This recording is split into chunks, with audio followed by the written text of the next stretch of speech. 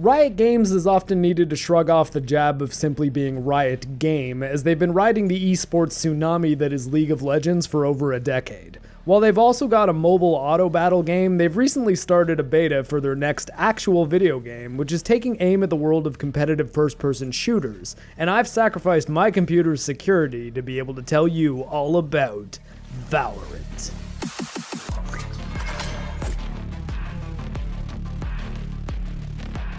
Valorant is a first-person 5v5 round-based hero shooter.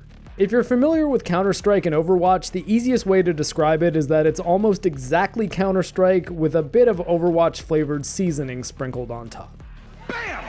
Most of my experience with Counter-Strike is from the early 2000s, so I won't profess to be any kind of CS expert, but I've certainly put enough time into the series to know that Valorant is heavily inspired by it.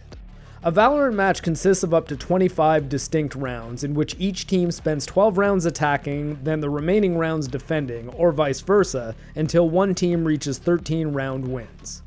The game type in the beta involves the attacking team planting a bomb, called a spike, at one of a few possible points on the map, then protecting the bomb until it explodes. The defending team has to either kill all of the attackers before they plant the spike, or if they fail to do that, they have to defuse the spike before it explodes. Each player only has one life per round. There are no Call of Duty style instant respawns here.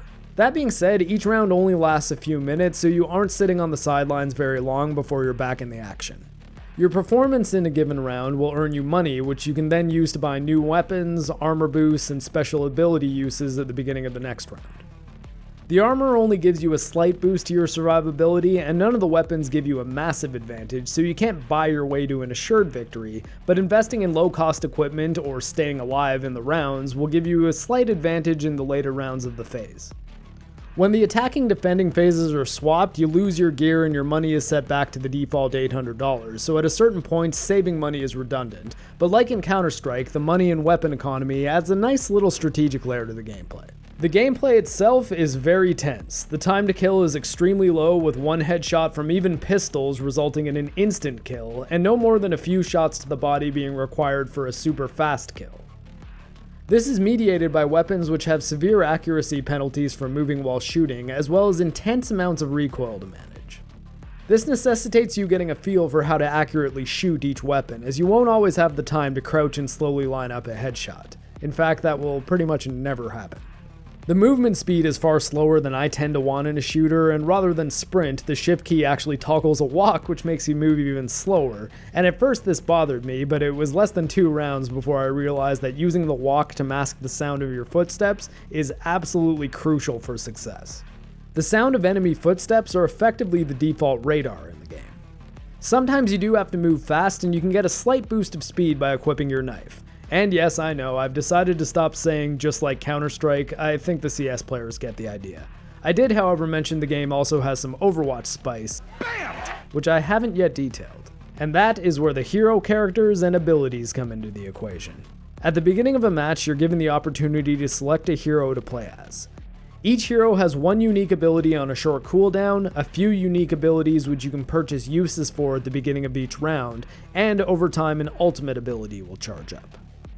The standard abilities come in the form of drones, smoke bombs, barriers, healing, short-range radar, teleportation, and other things of that nature.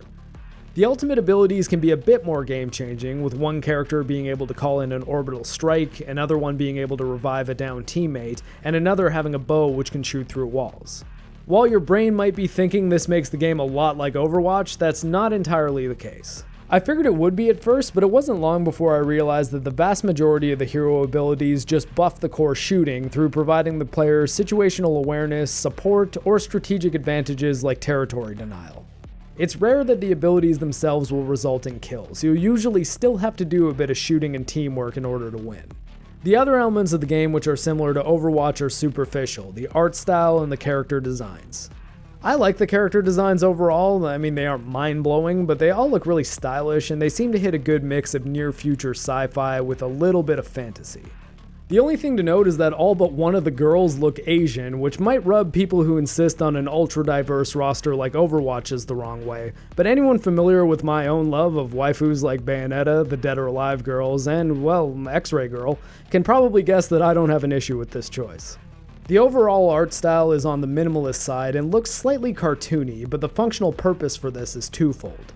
First, it'll make this free-to-play game run on a wide range of system specifications, not just mid to high-end PCs. And second, it'll allow even rigs on the low end of that spectrum to run the game at very high frame rates. I'm a strong advocate of performance over resolution and even performance over graphics, so if you ask me, this was a very solid choice for Riot to make and will likely help the game grow on both the casual and competitive markets. When the game leaves beta, it's going to operate on a battle pass system, which will have you grinding challenges both at the account level and character level in order to unlock new characters, as well as skins for characters and weapons, with the option of purchasing skins outright with account level currency. This is fine, as free-to-play games do have to monetize one way or another, and most of my friends who extensively play League of Legends are pretty happy with the way Riot handles their monetization. Where things get a tad more complicated is the knowledge that Riot Games shares are 100% held by Tencent. I'm certainly no fan of that Chinese megacorporation, and even though my concerns over their anti-cheat software's level of access to my computer were eased a little bit by some research I did, I don't like supporting Tencent at all if I can avoid it. That being said, I'm not super hardline about a boycott, and if you want to be, do not play Valorant, do not play League of Legends, and definitely do not watch Terminator Dark Fate. I want to stand and fight. With that stated, I've got to admit, I did have a lot of fun playing Valorant. Perhaps it's just been long enough since I played a game like Counter-Strike that I forgot how much I used to enjoy that type of hyper-competitive, precision-demanding tactical shooter, but this week it was scratching an itch I didn't really realize I had.